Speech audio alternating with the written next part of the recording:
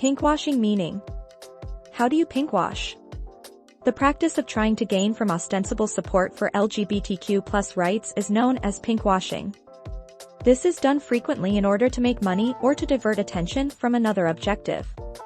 The practice of trying to gain from ostensible support for breast cancer awareness, frequently as a strategy to profit or build goodwill for a company, is referred to as pinkwashing in a different but equally essential context. These days, fewer people utilize this sense. Both meanings of the phrase suggest that the ostensible support is untrue and probably does not advance the cause.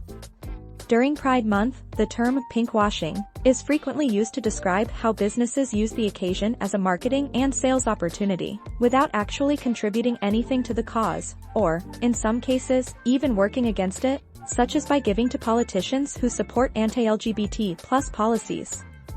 This definition of the phrase is also occasionally used to describe activities taken by governments or other organizations that present themselves as more accepting of LGBTQ+ people in order to enhance their public image and/or draw attention away from other policies or actions.